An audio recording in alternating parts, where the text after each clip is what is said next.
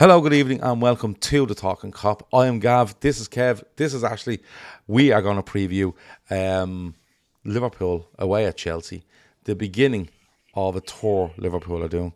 It's called the Guard of Honour Tour. It will last. There will be 4 dates, and it's going to be fantastic. We will talk about the football coming up at the weekend, but we mostly talk about Liverpool being champions, because why wouldn't you? We've done loads of shows this week across on our Patreon. If you are a member of Patreon, thanks a million. If you're not, go and check it out. Patreon.com/Talkin Kop, and there's loads of stuff to get stuck into there. Ashley, I'm going to come to you first. After the euphoria of Sunday, we've spent the week watching all this content around Liverpool and stuff like that, but it's back to business, and I'm going to ask a question straight away. How seriously are Liverpool going to take this? I have a feeling Arne Slot's going to go really strong, but I've seen some quotes from where he's like, "Yeah, I'll make a couple of changes, lads." Are you easy with either of it? Whatever happens, not bothered. 4 games, we're just having a laugh now. I don't think he's going to throw the baby out with the bathwater and go like full, FA Cup style. I think he's going to go strong. I think there might be, maybe one or two players that might deserve some game time. Maybe like an Elliott, I think is probably something that we'll come to and talk about. I could see them getting game time, but I don't think that it's going to be a sweeping change. I think he's going to go out with the intention of winning, and I think that he's going to go and try to get as many points on the board as possible, no matter what. He did look a little bit, worse for wear in the press conference. He had a little bit of stubble, which I hadn't seen before. Mm-hmm. Looked like he might have, had a few good nights, which I think all of us are guilty of this week. Mm-hmm. But I think the players, I think they'll mostly be down to business. I don't know if there'll be anyone like Andy Robertson that's kind of like been on the beers for a few days that might get rotated. That might happen. But for the most part, I think it's going to be pretty strong. Kev, this is what you're in it for. When you win a league and you win it with 4 games to go, it gives you the entitlement to do whatever the fuck you like. And do you reckon Liverpool will take full advantage of that at the weekend? Because, you could forgive them for going, listen, we're going to play players A, B, C, D, and E. Haven't probably got enough game time this season, and I'm going to play them now. But there's a lot of players in there that are looking at records. Van Dijk wanting to play every minute of every game. Salah needing some goals and assists to not only break the 38-game record, but indeed break the 42-game record for goal involvement. So there's side stories here. And of course, there's players playing for possibly their futures at Liverpool. There's all of that. I think I watched the press conference today. I watched it, made sure I got it this morning, and watched it all. He made the point of what he was asked about that very thing, and he just turned around and said, "Look, he was asked if this is the start of the preparations for next season," and he was like, "Yeah, in a way, it is, because, like you said, there's going to be players that are playing for their futures. There're going to be players that are playing for moves.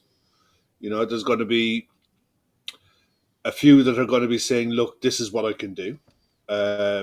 And we've all pretty much acknowledged that there's probably at least 4 or 5 spots in that squad up for grabs in the summer transfer window. He's already come out and said that he's talked to a couple of players about convincing them to come to Liverpool, because he was asked about that as well. So we know at least there's more than one deal that's just been cooking at the minute. And the fact that, as it stands at the minute, I saw this on Sky Sports earlier on. I thought it was a brilliant stat.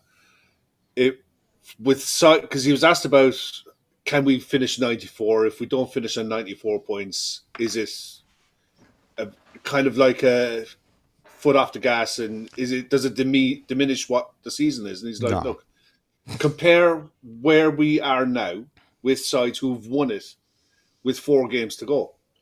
And there's only one side in Premier League history that have won a title with 4 games to go on more points than what we're on now. And that was the Man City side that broke the 100 points. And they're only 1 point ahead of where we were. They were on 83 points. Not the side that won 100, that broke the 100 points. But it was a Man City side that, with 4 games to go, were crown champions on 83 points.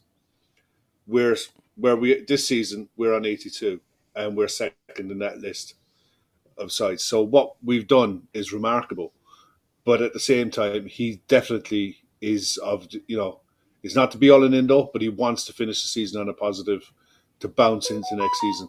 Because he was asked as well about we don't know whether size playing in the Club World Cup, is that going to be an advantage or a disadvantage to them next season? Is the two halves of a transfer window this summer going to be an advantage or a disadvantage? Because the transfer window opens early, then it closes for a while, and then it opens back up again. It's fucking ridiculous. It's this Club World Cup has thrown up anomalies left, right, and centre for what's going on. By the way, how stupid is that? Yeah, it is. So you look at the prize money. Yeah, and I think the prize that's money where is ridiculous. Everyone puts all of their, puts everything to the side because there's nothing about it that makes sense. The transfer, the second transfer window, the timing, all of that doesn't make sense. But when you then cast your eyes over the prize money, everyone just shuts the fuck up, basically. Yeah, it's £100 million to the side that wins it. Now, that's massive. If you're, say, Real Madrid, Man City, Bayern Munich, and you can add 100 million onto your transfer budget in any window, that's huge. And this thing is only going to be once every 4 years. I think it's replacing what was the Confederations Cup. Yeah, that was always played the year before. It's World a big Cup, warmy-uppy thing, isn't it, for the World Cup? It is a precursor to the World Cup because it's going to be played. I think the way they're going to structure it, if it carries on, is it's going to be played at the countries that are hosting the World Cups as their warm-up event for it. But it's a nonsense with the way the clubs are selected to be in it. It's not the best clubs in the world, but it's FIFA's looked at UEFA's Champions League model and the revenue that the Champions League generates for UEFA and said, look, yeah, we want a piece of that. And this is their answer to it. And it's nothing more than that. There's no prestige to it. There's nothing of any value to it other than money. And the money involved is ridiculously well worth it.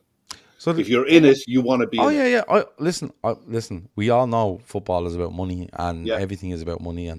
And the reason to get these things through is by going, listen, you can get 100 million if you win this. And people go, oh, great, then I've no problem going there. Now, don't get me wrong. I think Chelsea are going and City are going, aren't they, out of England. And,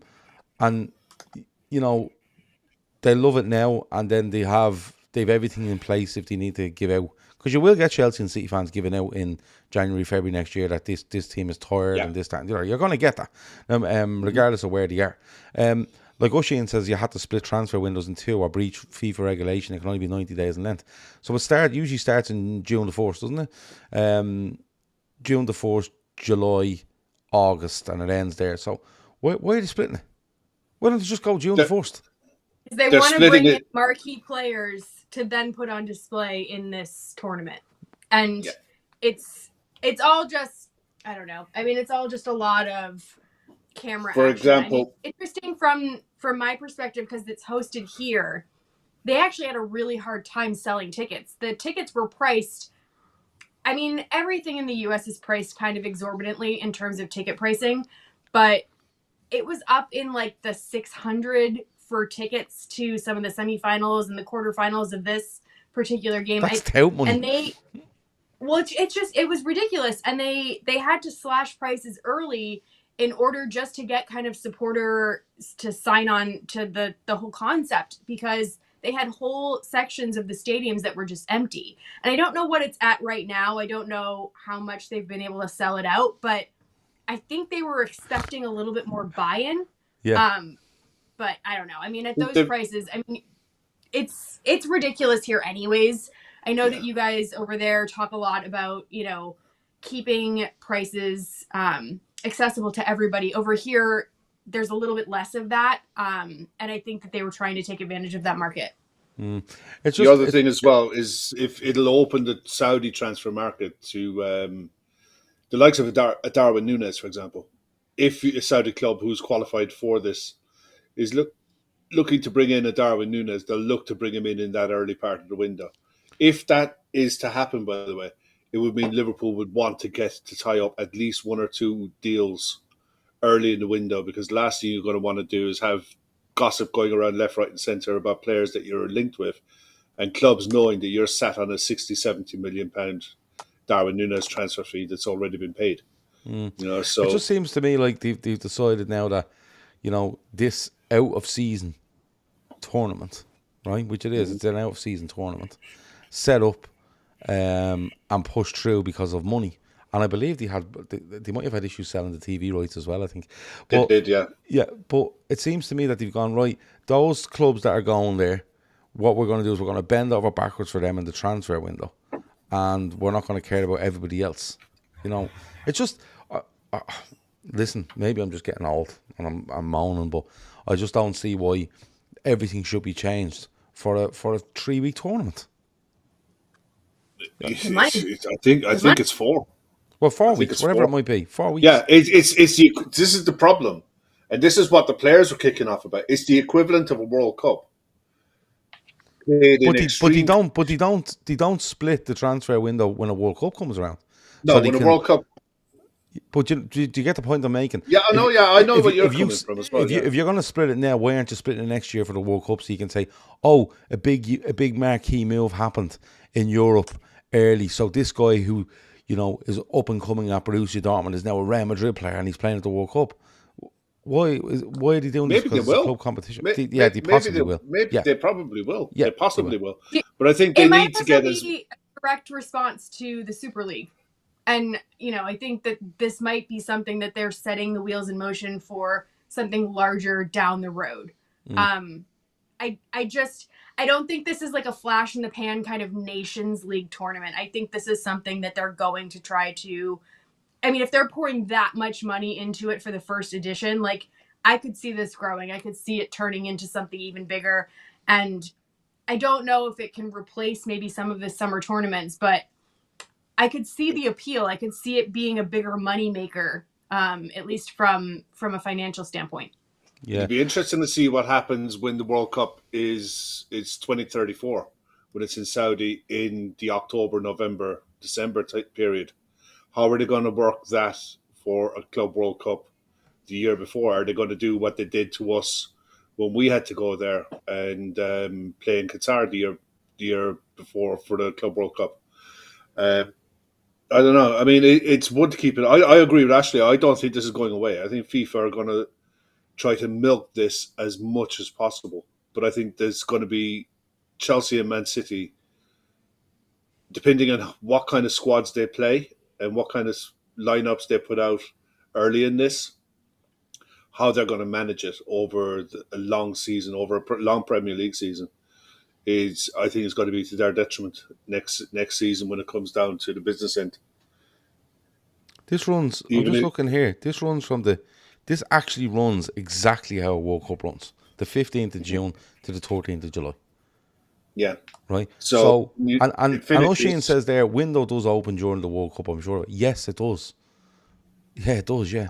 So the window's open, but yourself. I threw it in the chat. There's two separate windows. So the first one opens between June 1st and June 10th, and then it closes for everybody, and then it reopens 6 days June later. 6th, which is just stupid. Which is 3 days after the whole. Which is 1 day after it starts. Like just keep the whole thing open. They probably don't want sides having the ability to sign players during that competition and then bring them over to play them. Yeah, I'm sure there's probably a point where they need to submit their rosters and then they can't make any changes and then they're set with that for the entire tournament. I know that there's a reason for it, but it just seems very pedantic. Yeah. Scouts of Pieces players are being flogged every season playing for both club and country. It's less football they should be playing, not more. Greed is the only driving factor. But you have to remember, right? One of the biggest voices in this was Rodri. Right? Yeah. And then Rodri goes and gets himself a cruciate injury. I think it was a cruciate or whatever, right? An ACL. One of them, right? And the chances are Rodri could be going to this tournament. Yeah. He's back in training. So Rodri comes out at the start of the season to say we're playing too much football. This is getting ridiculous. Okay, he gets an injury and he's going to recover, and his recovery is going to be playing in a World Club Cup. Yeah. And then he's going to finish that World Club Cup potentially on the 13th of July. Okay? And then he's going to start the Premier League season 4 weeks later. So where does Rodri train now? Or where does Rodri rest? And people will say, oh, well, he's been injured for 6 to 8 months, but he's not resting. You're not resting. No. You're rehabilitating. So we have the poster, and this isn't a go at Rodri, by the way, but we have the poster boy of, too much football, who he happened to end up being because of his comments. And I'm not saying he's the only one, but you now have this guy who's gone through the injury, right? That people would say, too much football, it can happen to you. And now his first games back is going to be in America playing in a World Club Cup. I think they're going to be desperate for the likes of a Pep Guardiola or your senior managers within the game during this tournament to speak out about it. And the rest of the world clubs won't, because it's huge for them. It's a massive moneymaker for the Mexican clubs, the South American clubs, even the Saudi clubs. It's massive exposure for them. But you can imagine the likes of your top European clubs that are going to be at this. Take the Portuguese clubs and the Italian clubs out of it.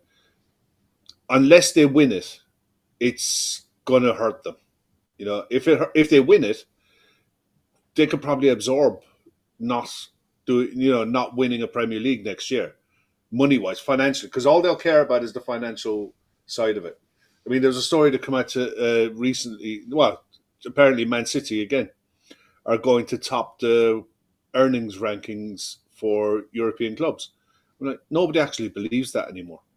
But it's saying, if that's how they're judging what their success is, if they go in and win this, then it absorbs the losses of what they're going through this season in not winning the Premier League, not going deep into Europe, and it allows them to go again in the transfer window.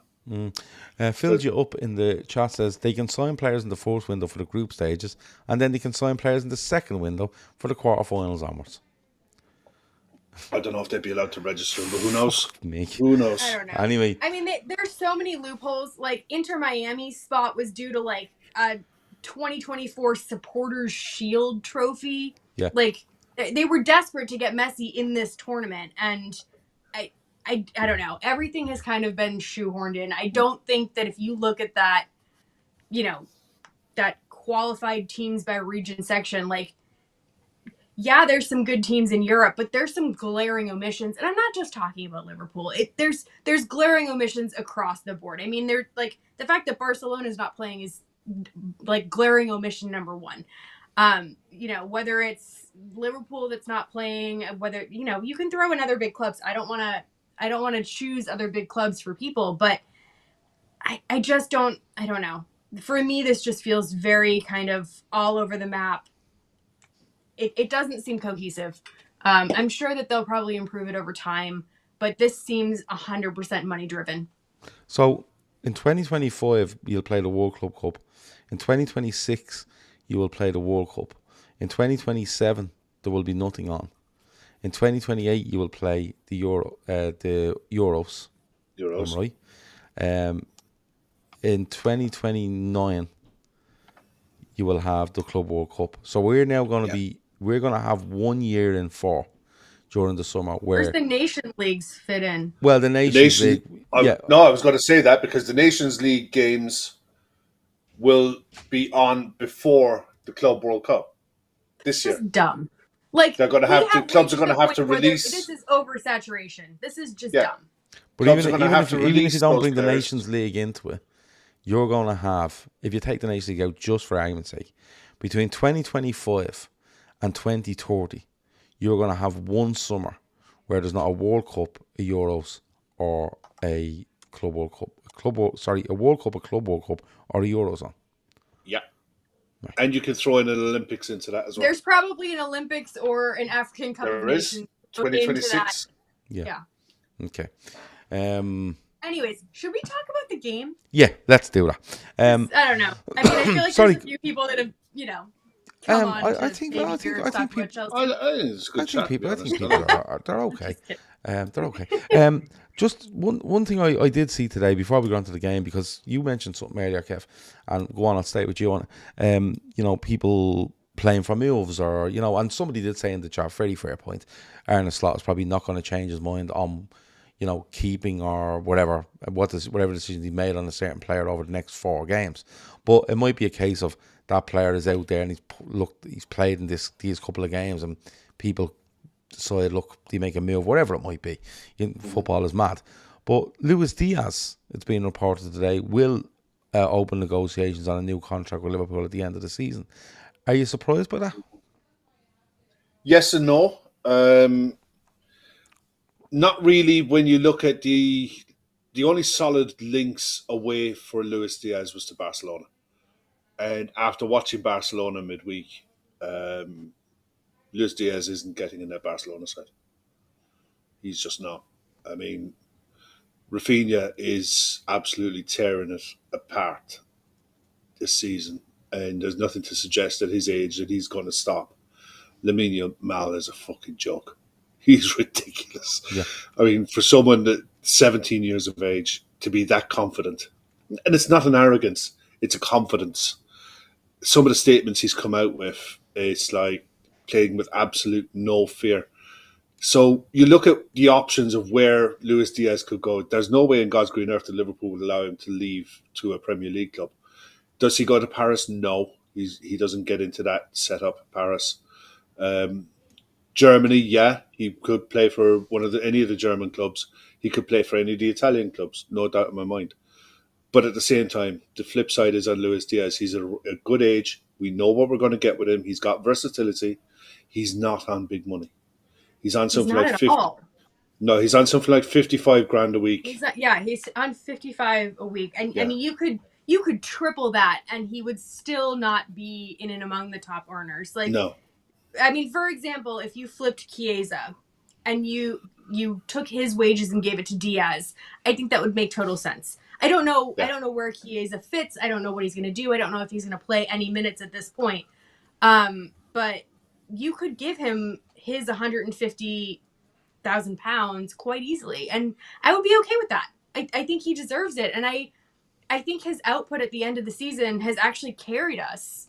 And I would love to see him with a proper 9, because I think that that's going to unlock both of our wingers, not just Mo Salah, but also Diaz, also Gakpo. I think that you have to remember with Diaz is he's been shoehorned into all these positions that are not his natural position. But when he plays out on the wing, he's actually quite dangerous, and he's very entertaining. So I'd love to see him kind of continue in the team if it's feasible. Is it a case that, somebody says, Jonathan says, too much business to do elsewhere? Is it a case that Liverpool have looked at it and went, right, listen, Darwin Núñez, possibly Jota. I'm not too sure if Jota leaves, but possibly Jota, possibly Chiesa. All of a sudden, that's 3 players, and you're left with Gakpo, you're left with Diaz, and you're left with Salah. Now, I'm not saying you can't replace those outgoing 3, but it's an awful lot to ask for the 3 coming in to hit the ground running and be, very, very impactful on this team. So does it make sense that you turn around and you say, do you know what we'll do? We'll keep Diaz, and we can use him left, we can use him centre. We have Salah, we have Gakpo. You know what I mean? Yeah. And then you say to yourself, right, if we keep Jota, we could possibly bring in 2 attackers, but we have a good solid base of 4 there that we know what we're going to get out of them. And Kev, does that make sense in a way that as Jonathan says, business to do elsewhere, but also don't cut off your nose to spite your face here. Don't go saying, listen, we're getting rid of 4 of them and we're bringing 4 in, because it's not a good look if that doesn't work out well. Oh, it can wreck you. It can absolutely wreck you. Bear in mind, we're going to lose Salah for a month minimum during next season as well. No, I think Dylan makes a point there as well. He's 28 with 12 months left in his contract. Is he 12 months? I thought he was 2 years. Might be 12 months with an option of another 12. I think he's 2 years left on his deal now. Yeah, every which way you look at it, it just makes sense to keep him. There are other options, other positions that we need to look at that are more urgent. But at the same time, you look around and what are you going to get for someone who can play off the left that's out there now for the wages that it goes back to the Mo Salah thing. look at the cost of replacing him, and you know what you're going to get with Diaz. So, can you replace him in an effective way with a better player who's not going to break the bank? Because Cody Gakpo is still there, who looks like the option on the left. You know, when all things are square, it looks like it's Cody Gakpo in that position. So are you going to go out? Is Nico Williams? I mean, I watched Bilbao Man United the other night, and Nico Williams looks a shadow of the player he was when he was playing for Spain. And given the wages that he's on, in the regions of $250,000 a week or more, you know, it's a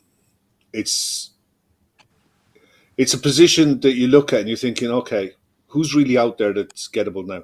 Kvaratskhelia was probably the one that you'd want to go get. Don't mention it, Kev. You know, I'm still hurt. no, but yeah, I but think you know we what I would have mean. gotten him if the Nunes deal had gotten over the line. But I that's think the that if the Villa deal didn't go through, and then Nunes went to Saudi, I think we actually would have gone for that. I don't think it was all puff pieces. I think there was a little bit there to kind of sink your teeth into, and he's going to be one of those players that we look back on and just wonder, like, what if, because he is absolutely phenomenal and he can play on both sides. That's the level. But that's the level. That's the level that you have to be bringing in. Is that player out there at the moment and available? No, I don't think they are. You know, I really don't. Unless you can attract someone of, you know, like Rafinha or even Rodrigo at Real Madrid. You're looking at him, you think, okay, you play predominantly on the right. We don't really need you there. You know, if we could find someone to do that on the left, who you could bring in for 50, 60 million and do the right wages, and is younger, then, you know, you can have a conversation. But I just don't think it's there. Yeah, but you see, what my thinking on it is, and Tor asked there, are we including Jayden Danns in that? Jayden Danns been so unfortunate this season. He was meant to go to Sunderland on loan, and they spotted a problem with his back, and I think it was his back, and he hasn't played. I would include him in that. I absolutely love Jayden Danns. I love everything about him. But I want Jayden Danns to be, when you're thinking about who's going to play in that number 9 for Liverpool, I want him to be the third option. Right? Right now, I really want to be the third option. My thing on this is that, you know, I think you look at Gakpo and Diaz on the left, right? Or what he might do is he might actually go and try to get someone for the left or centrally, and he looks at Diaz as someone that can play on the right and centre and left, because you're going to have to play someone on the right when this AFCON comes around. So that's why I think when it comes down to it, I wouldn't be surprised if he went out and signed 2 absolute strikers. Oh, yeah. And said, bang, there's 2 strikers, and there's Diaz and Gakpo, and I'll use Diaz over this side as well if I can. And it's gonna be interesting. Another argument for Alvarez, to be honest. I know it's never going to happen. Yeah, I fully agree with you. It's another argument for him where he can play on the right. Yeah. Once it's not Anthony Gordon, I don't care.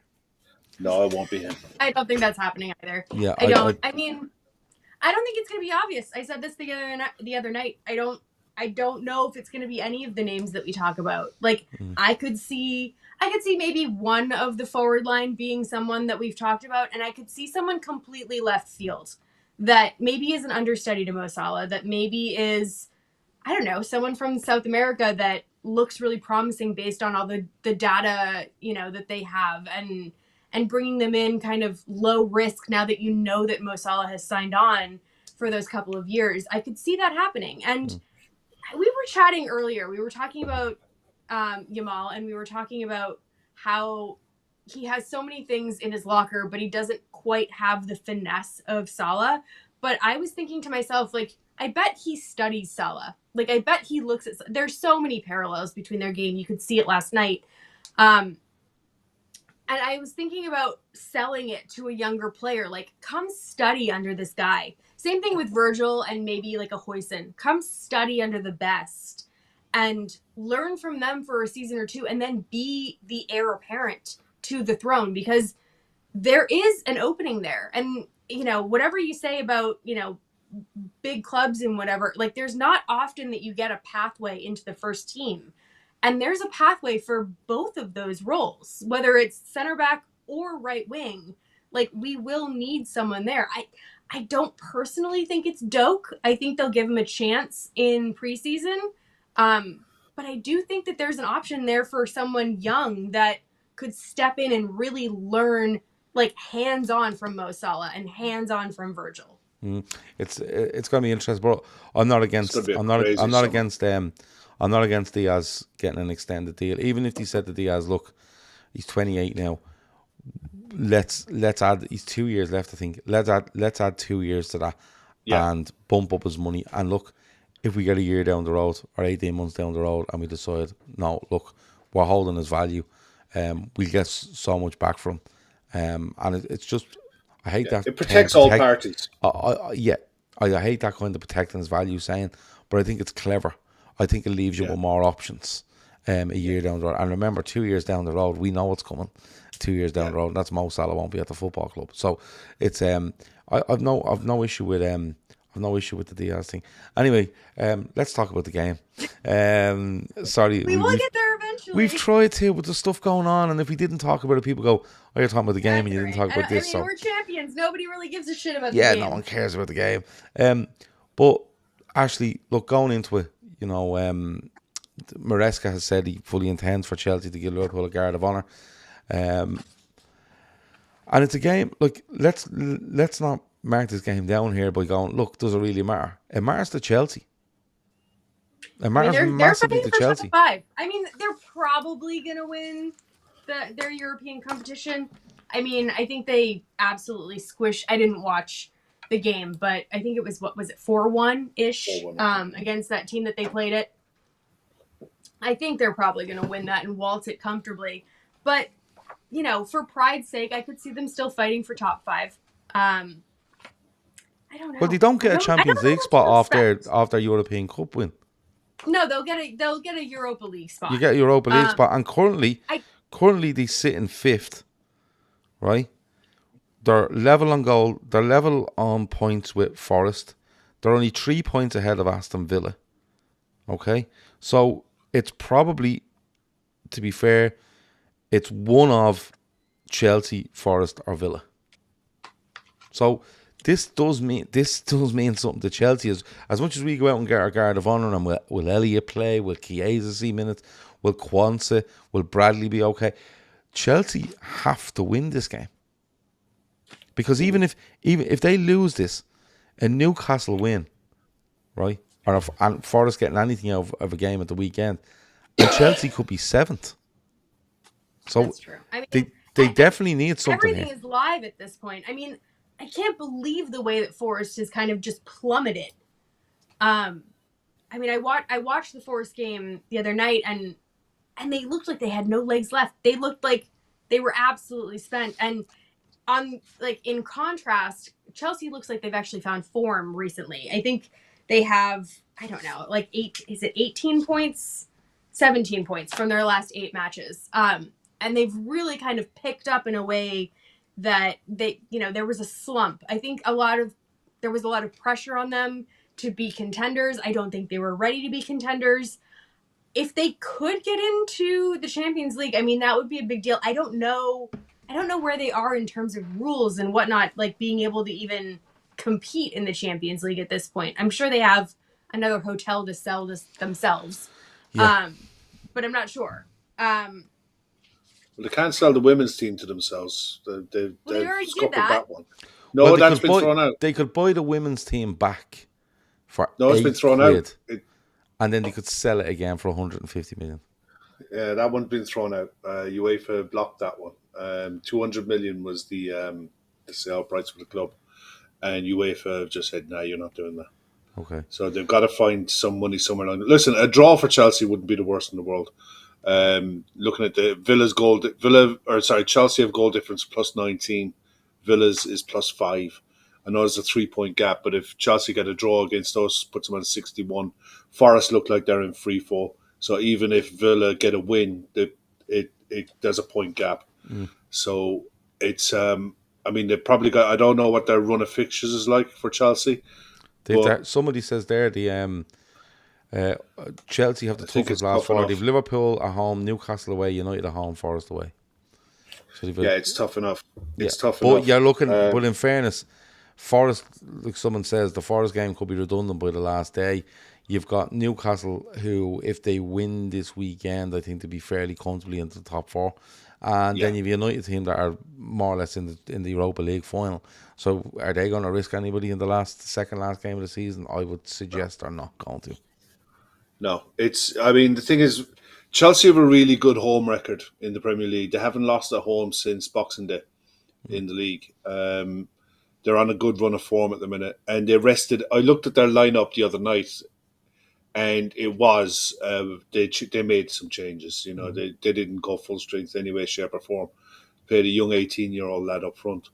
They got a few injuries, a few players with knocks, but yeah, they need to get something out of every game, and starting this weekend. Plus, their record at home is good, and their record against us is one of those games. Their record against us isn't great, but these they games played really well against us earlier this season. Yeah, Like, these games tend to be really tight.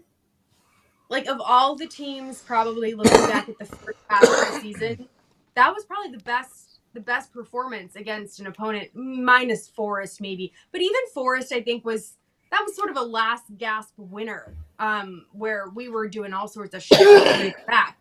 I think, honestly, in terms of overall performance for 90 minutes, I think Chelsea in the first half of the season actually probably bested us.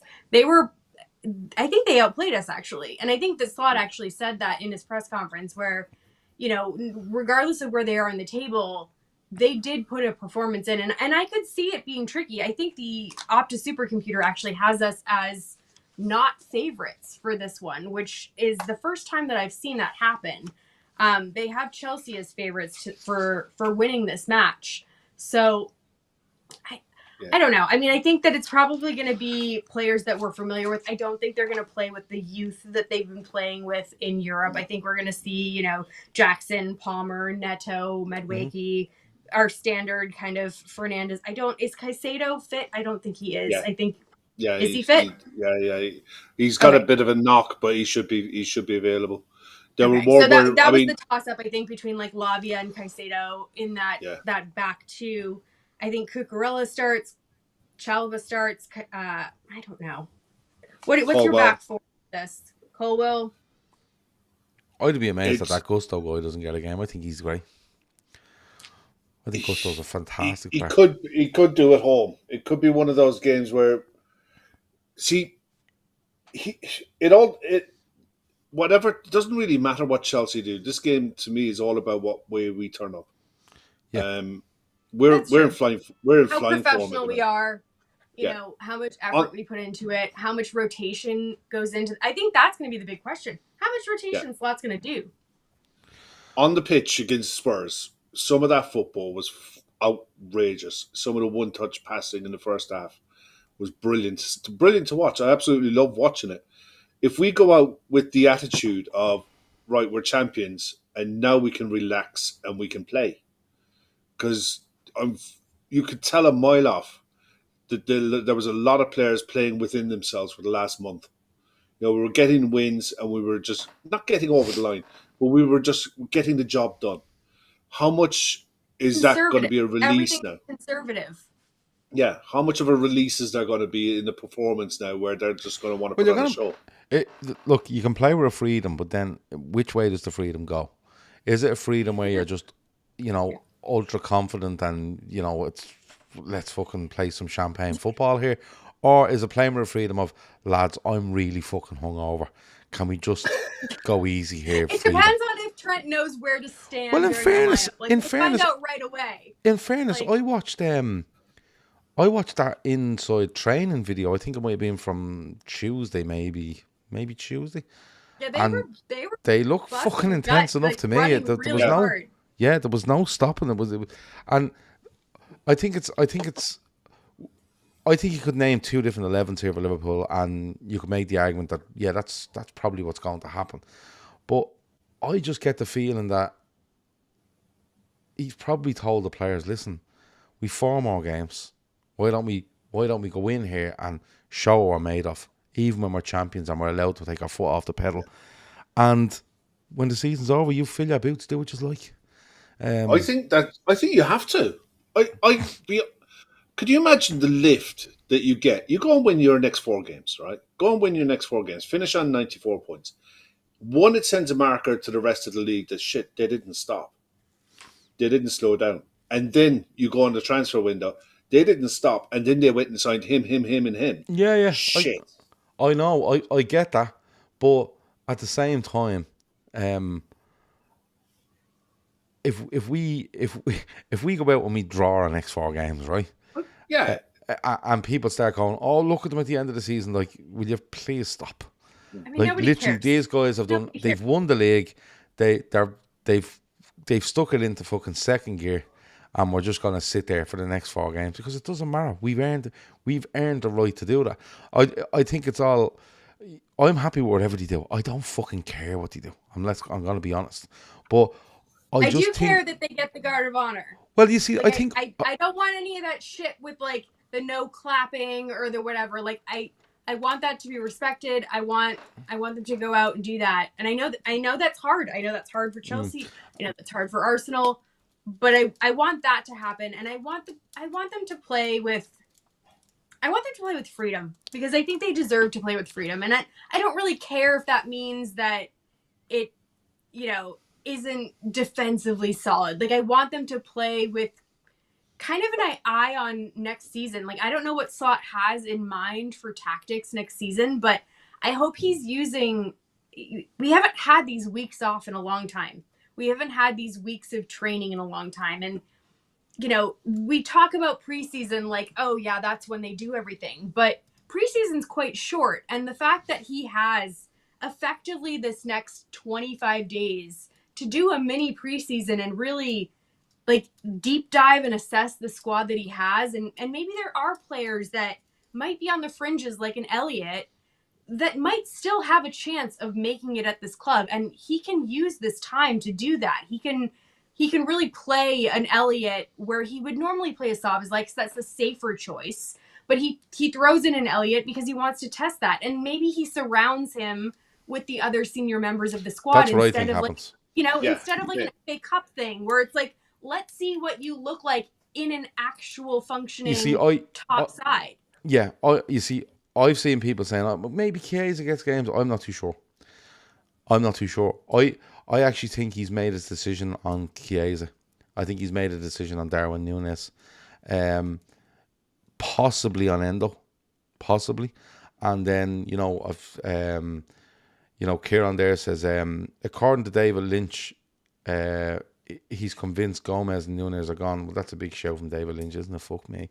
But I think what you're saying is right. I think he will. I think he might put.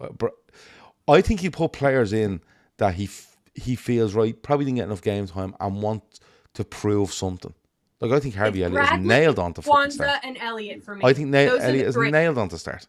Yeah. I think I want to see what Bradley looks like in this team. If we do lose Trent, I want to see what he looks like a little bit more. I think we haven't actually seen that many games where he's playing with a full strength side around him.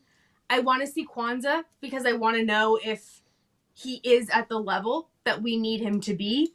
And I want to see Elliott because I genuinely think he has a hunger and a desire to be here, and that's something to be rewarded. If he's so far off the pace that he needs to go, I understand that, but he's also 22, 23 years old. I think there's still room to grow, especially when you look at someone like Jones and how long it took him to really establish himself in this team. I think Elliott still has time on his side. Teams then. Kev, go on, pick me a team. Here you go. Alisson, I don't think there'll be many changes in the back four. I think Costas probably comes in.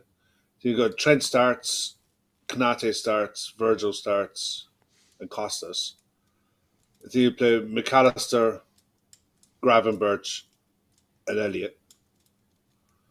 And up front, see Jota starting through the middle. Wouldn't surprise me if Gakpo started and Salah. I don't think there'll be radical change. I think you might see earlier substitutions where I think you have to be fair to the players that you're going to be bringing in. And he made this point when he was asked about it, about making massive amount of changes. I think he learned his lesson from the FA Cup and the criticism he got on the back of the FA Cup selection, because he didn't do the players any favours. It's all well and good saying, yeah, this player, they all need minutes, but you all give them minutes together when they haven't played with each other, then it's pointless. You're not helping anyone. You're definitely not helping yourself. So if you want, I can't see a world where Harvey Elliott leaves this club anyway. But you have to be able to find a role for him within a starting 11 that you're going to be comfortable playing week in, week out. And if that means you have to tweak the way you play slightly and maybe play more of a 4-3-3, then you go that way. And maybe that's what he can experiment with for the rest of the season. I think there's going to be plenty of minutes for some of the so-called fringe players, the likes of Endo, Elliott. I think Chiesa will get minutes. You have to give Chiesa minutes if you want to sell him. If you want to sell him, because this could be an opportunity to kind of showcase a lot of players as well. Yeah. Because especially with that window opening at the beginning of June, there may be players that you want to highlight and put on the market. There's a case for sure to play Chiesa instead of over Jota. If you're going to be letting Jota go in the summer, there's a case to play Chiesa through the middle, because he's well capable of doing it. He's flexible enough that he can drift out to either wing and rotate. And you're going to have to convince a club to swallow 150 grand in wages that he's on with us. And you're not going to do that by not playing it. I don't think Chiesa or Jota start. To be fair, I think Diaz starts up front again. So do I. Because I actually think that he might be a long-term project. I think he might be a Firmino project, where I think he plays on the left some games, but I also think he becomes our plan B. I think we go out and we find, I don't know if it's going to be a big name number 9, but it's going to be a quality number 9, I hope. And I think Diaz actually becomes your second. Like, if Jota stays around, I don't know. I mean, Jota is such an injury waiting to happen. I wish he was fit more often, but I think that Diaz has the potential to be flexible enough to become that Firmino role. And I liked the way that they played last weekend. I liked the fluidity with Gakpo on the left and Diaz in the 9 and Mo Salah on the right. And I think he goes with that again, because I think that's his favorite. That has been the most successful front line that we have had this year. Yeah. Every single time that we've tried something different, I've said it before, it looks like we're hitting our heads against a wall. I'll let Ashley go last. I'll go next. Alisson goal. Bradley has to play right back. He only Doesn't trained matter. today. Play him. Doesn't give a fuck. He hasn't trained all week. So if the other fella's not playing for Liverpool anymore, just play Bradley, right? If he had a knock at the weekend, I think he'll be all right for this weekend. He trained in that video the other day as well. He's grand, not a bother. Play him. If the other fella's leaving, play Bradley. Because if we're talking about fellas, proving themselves and looking to next season and different that, play him. Right, so if Bradley's fit, I'm 100% playing him. If he's not, you play Trent, right, fine. But if he is fit, I will play him without a shadow of a doubt. I think Kanate and Virgil start together. I don't think he's going to go too mad here. Robertson at left back, because if Tsimikas is leaving at the end of the season, I don't see the point in giving him minutes. Because we're heavily linked with left backs. Trying to sell him. And yeah, but you'll sell him anyway. He's played enough football this season that people know what he's getting. He's a Greek international. People have seen enough of him. He's not unknown. You know what you're going to get from Kostas Tsimikas. So I play Robertson. I will play McAllister. I will play Jones, and I will play Elliott. Right? Okay.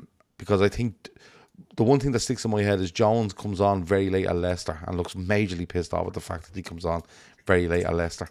He also comes on against Spurs, doesn't he, last Sunday? And I think Jones probably deserves a start. And if he's talking about Elliott in this press conference, I think Elliott probably starts. And up front, I'm going with Gakpo, Diaz, Salah, because there's no doubt Mo Salah plays. So that's where I would go with it. Ashley, where are you? I agree with you on the front line. I think Mo Salah is out to get that record. I think he's one goal involvement away from equaling that Premier League record. And then there's all sorts of records that he could break every single game. But for me, that's the starting lineup. I think the interesting thing is, I think Jones is an interesting shout. Jones, I believe, played in that Chelsea game and did a really good job against Scores Palmer. the winner. So that's a shout. I wasn't even actually considering that. I think McAllister plays. I think he is now the midfield first choice, like first name on the board in terms of midfield. I don't know if he would do both Jones and Elliott at the same time. That's my only thing. I think if he's going to go with Elliott from the start, which I think would be his first start in the Premier League, I think he would surround him with Gravenberch and McAllister. So for me, that's like an either or situation. You either start with Elliott or you start with Jones. And then, 60 minutes, you flip-flop. Backline, I agree. Virgil, Konate. I think Trent starts just because I don't know if Bradley is 100% fit. And I think that you might split the game between the two of them.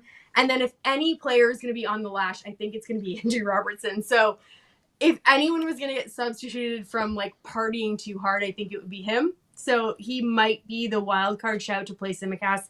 I think Allison starts. I know that there's a few people saying, play Kelleher. I don't think that's going to happen. I did see, I believe it was The Athletic that kind of posted for sure that, Kelleher's going to go this summer, which is sort of like the worst kept secret in football. But I think we may have seen Kelleher play his last game. And looking back on all those celebrations, the one thing that I do kind of find sad is that I didn't see a lot of Kelleher. Especially in that inside Anfield that we were watching last night, like he was not front and center in any of those celebrations. And he does kind of look like he's already looking elsewhere. And I understand that because he is a world-class goalkeeper that deserves to play. But it was a little bit sad that I didn't see him have any moment in the sun in the way that even like a Simicast did. And maybe I missed something. And if I did, please send content in the Telegram group. But he was the one player that I didn't see kind of front and center during those celebrations. Keller and start for Chelsea. I agree. He would start for Chelsea. Next level put it. Yeah, next level put in the comments. He'll be going nowhere near Leeds United. For fuck's sake, will you stop?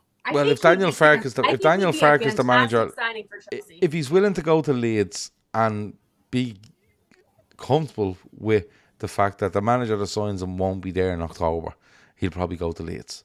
If he goes to Leeds, he'll be in the Championship the year after. He doesn't deserve that. I think he doesn't deserve that. Kelleher will probably stay in the Premier League. He could be Bournemouth's new keeper, without a doubt. Yeah, he could be. I think he'd be Bournemouth for Wolves. If you were trying to kind of sweeten a deal for maybe a Huijsen or a Kirkes, and you were to have Kelleher go the other direction, I think that could work for both parties. I don't know. We'll see what happens with him. But score predictions, the rules. Pick the scores.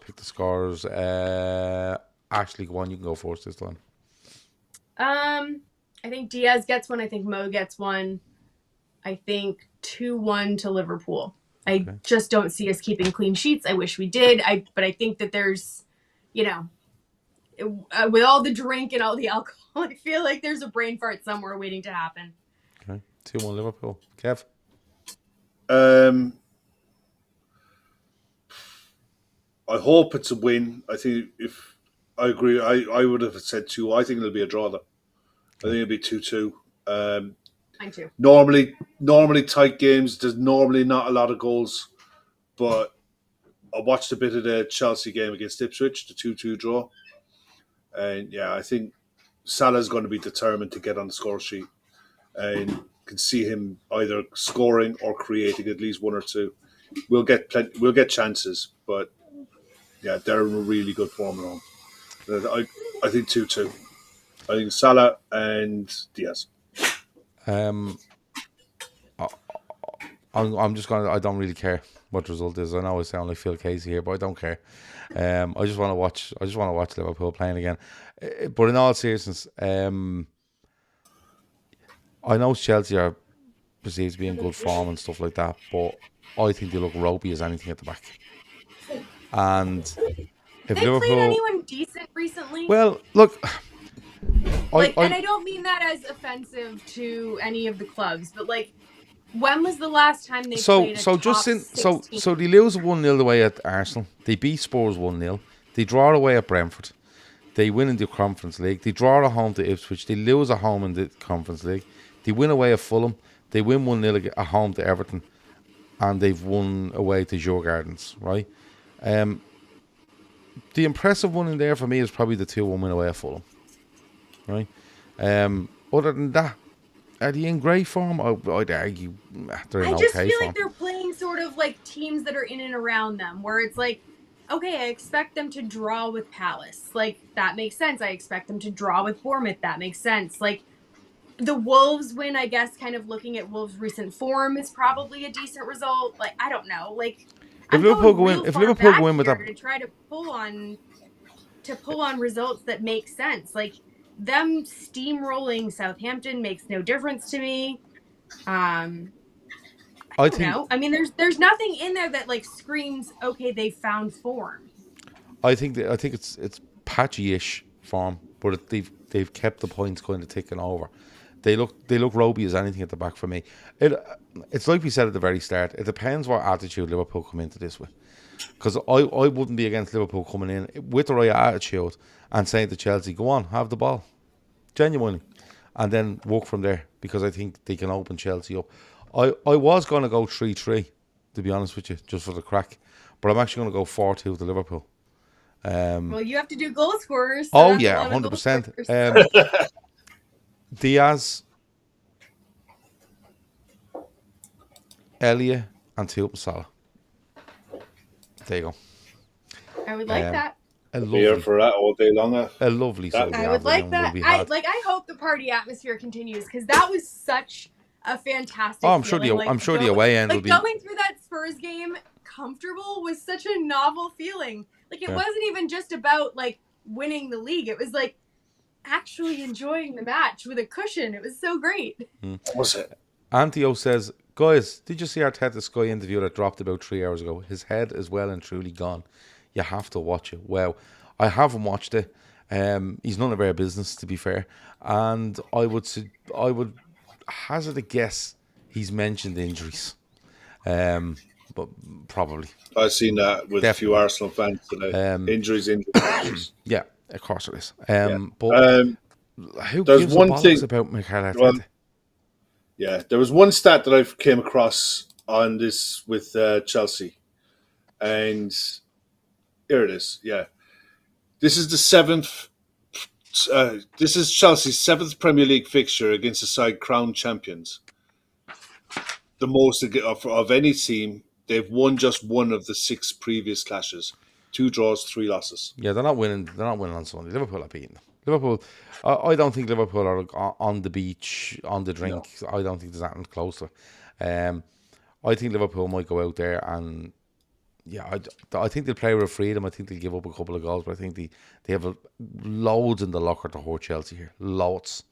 But the one thing I would like to see, if somebody, any Liverpool player, can put your man Cucurella about 12 feet in the air at some stage, it might be bigger than winning the league for me, because I can't stand him.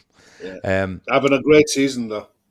He's played really well. He's probably been the player of the season, in fairness. Played really well. Anyway, we're going to go. Dylan has a random question. I told him he could ask one random question. Oh, what is it? I don't know. It's weird. It's something about grapes. I don't know. If you had 1,000 grapes in a bowl and only one was poison and you die instantly if you eat that one, but you get 1,000... Hold on. Per grape. I think it's like 1,000 pounds per grape. Okay, so if you had 1,000 grapes in a bowl and only one was poison and you die instantly if you eat that one, but you get 1,000 pounds per grape, how many you eat?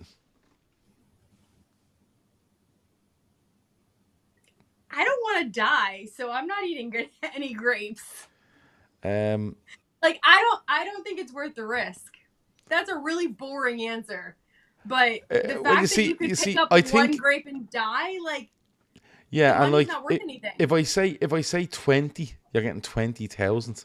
Is your life worth 20,000? No. Nah, not sure. No. If he was going to give me 10 grand a grape, Yeah, maybe if you up the ante a little, or like $1 million a grape, like I would try. But I don't know. But For 10 me, grapes I can find other ways to make money. yeah. 10 grapes is I'll figure it 1%. out. 10 grapes is 1%. Yeah, but 10 grapes is only getting you 10 grand. Yeah, yeah. And if you lose It's your not bottle after worth it to 10, me. is it worth it? Would it No. be worth it? No, it ain't worth it. Did you see the latest one that's going around the internet at the minute? But the 100-minute fighting one gorilla, who'd win? 100 men The fighting 100 one what? gorilla? 100 men versus one gorilla. Who wins? Or 100 men? I think so. That was shot Are of you a gun. high? But like if Are they you- were are you on to drugs? like have a collective plan, I don't think if it was like one man against the gorilla at a time, like I think each time the man would Oh die. no, 100. But It's if it was 100. like a whole team of men that had 100 like a at once. plan to beat the gorilla, then yeah. 100 at once. I'm not talking about 100 UFC fighters or 100 boxers or 100 wrestlers. 100 average Joes and one silverback gorilla. If they had a collective plan, I think it'd be fine. It's I the think men. if they tried to do it on their Not own, they'd be screwed. Rare. Guys, what do you think in the chat?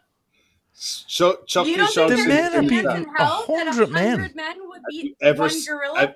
Have you ever seen a silverback gorilla fighting? Yeah, but I think that no. if they collectively came up with a plan, like This is 100 I don't people. know, All they you could take make like is a trap or something, or like make a 20 spear. people. 20 people would shit the bed and run. no, but hold on. And Yeah, there's but no way now you're They're the making. people that you put in front, and they can die first. But Madge Apple says 100 women would have a plan, Ashley. The women would probably go, Exactly. what the fuck are we doing fighting a gorilla? We're fucking Imagine idiots. I can figure And this they'd out leave. on our own. The We'll men be are fine. The men are We'll kill definitely the stupid gorilla, enough to we'll have go, pink yeah, we champagne can take him. afterwards. Yeah, exactly. Yeah, the 100 men are stupid enough. And You see- as soon as 10 of Yeah, them but get you're wiped putting out, you're putting narratives on the men here. I'm You know, not- there's 20 no would shit the bed. narrative. Right. They would. So They'd run. no. So are we presuming these are 100 willing men? You know. 100 women, yeah. So what I'm thinking what is, would right, happen? I think the gorilla, I think if they all go for the gorilla at the same time, I think the gorilla probably deals with 10 men fairly quickly. But while he's dealing with the 10 men, I think the other 90 are on top of the gorilla, and I think the gorilla's fucked. I don't know. I'm coming up with some sort of strategy where I'm like digging a pit with spikes in But it. let's and the let's gorilla's but let's gonna, say like, die let's say over the but spikes. let's say the man, let's say 10 of the men, right, are fucking wiped out fairly, or well, not wiped out fairly quickly, but they're the 10 put forward for, you know, you're taking one for the team here, lads, right? If you have 90 men that weigh say 80 kilos each, right? Mm-hmm. Let's say 80 kilos, so that's 7,000 kilos. If I'm right, okay, 7,200 kilos lying on top of a fucking gorilla. You still have to get close to him. Yeah, but the first 10 are distracting. But you still have to get him off his feet. No, you don't. Yeah, you No, do. you have to just get the dig a no, pit no, and off- stick some spikes in it, and then the problem's solved. You're Oh no, fine. no weapons. You don't No have weapons. to fight it with your bare hands. Oh yeah, you just, do. like, No, come up that's the with only a plan. caveat. There's no weapons. And come here, like, who wins? No, but you don't have to start with weapons. But you I don't can want make anyone to weapons. kill a gorilla, There's no though. rules I against think, that. No, we I don't think- want this tried out. and Faster Tortoise says the gorilla loses stamina quite quickly. You see, that's what I'm thinking. And also, we don't want to kill the gorilla. Like, I'm quite happy for someone to get the gorilla in like a guillotine and he taps out. Do you know what I mean? Is there an option there for the gorilla to tap out? We can I don't insert think that they've thought that far ahead in the rule book. Yeah. Yeah, no, I just seen it flying around the internet, and it's funny I don't enough. know. They asked a bunch of students, and they were like, "No, it's the gorilla, 100%." They asked a bunch of UFC fighters, "Yeah, we could take him," and all this shit. And I'm like, "Yeah, it depends on who you ask." And then I'm sat there, I'm looking at him like, I've watched a lot of David Attenborough. I've seen what gorillas do in the wild, and I've seen how strong they are. It's like, I know what people are like because I've been in enough fights over the years in pubs and nightclubs and what have you. As soon as one fella gets a dig, everyone else drops back. And if there's any I think it hesitation just at all, the depends on gorilla, like, is it like hand to hand combat? Like, yes, because then that's tough. Like if it's, I don't know. I feel like if there's a collective unit, it's fine. But if it's just a bunch of like, I don't know, like testosterone-driven men going one at a time to fight the gorilla, I think the gorilla probably defeats them. I don't know. I don't think. I'm I not don't. sure. I think if 10 men bravely fall for the sake of their country, I think the other 90 men, if they can get anywhere on the gorilla, I think the gorilla's bollocks. I think over time, like you would probably like, I don't know. We were talking about Donkey Kong before we came on here. Yes. Ironically, we were talking about your son Oh, and we really? were talking about Game Boy. And it's a very full circle moment here where we're talking about defeating a gorilla. And I think, you could probably like kill off a few lives eventually over time. And then maybe like 50 men in, you might have a chance. The first 25 are screwed though. I think the first 10 are in trouble. But I think they're dead. I think you probably send your bravest 10 in first. Because they're willing to put up the fight. If you're sending in 10 saps, they're not getting anywhere. You can send in the bravest, but not the strongest. Like, you want to save those for last. So you want to kind of save, like, the strongest, bravest for last. But you can send, like, the shrimpy brave guys first. The ones that have, like, a lot of bravado, but not a lot to back it up. I'm thinking of people. I'm thinking of people that... I'm thinking the people you want on your side are the people that are willing to hang on to that gorilla and just never let go on his back. Loads of them. You see, once that gorilla goes down, he's not getting back up. You want to send out your Cantes first. Yeah. Your little terriers that are going to grab your legs and not let go. Yeah. Like I'm all for and like I'm talking purple medals here. If one of the first lads runs out and just 2 foots the gorilla. I bet McAllister So one of the first 10 is Gennaro Caduso. Out of a gorilla. Yeah. Like I don't know. Maybe. Gennaro Gattuso is definitely one of the first 10 going out. Avo reckons the gorilla knocks the first man out and then uses that man as a club to go around to the rest of them. Maybe. Possibly. Yeah, maybe. Depends on how advanced use the guy's arm. Yeah, so there you go. Jonathan says Jonathan says the ever selling their wooden seats from Goodison for 90 quid if you want to buy one. There you go. So yeah, good question. Well, it's an okay. Well, it was good question. It was Kev. a conversation starter. Well done, Kev. Dylan's question was shit. Well, he kind of lit the touch paper and then Kev made it interesting. No, he didn't light the touch paper. I'm taking my win and going home. Leave me alone. He poured water all over the paper. We were trying to set fire to. When you want. I'm just glad you have the internet connection still. Yeah, yes. TikTok. Too much time. Over the moon. Is that what it is? Is it the TikTok? Yeah, I was on TikTok. Like, I was on TikTok. Yeah. There you go. Kev was on TikTok, and that's why we were late. There you go. Yeah, the AI is like slowly taking over your phone. It's fine. Do you reckon if you were attacked by a shark, right, that you'd just be fucked, or do you think you'd have the mind, the wherewithal, I suppose is the word to use, to jab him in the eye? Eye's no good. You got to hit him in the nose. Hit him in the nose. Oh, the eyes. He's not bothered with the eye, is he? No. They protect they protect their eyes. They close them, and you can't jab them. But if you punch them in the nose, it's the most sensitive part of a shark. Oh, would you have the wherewithal to punch him in the nose, Kev? Not a hope in hell. No, not a hope in hell. No.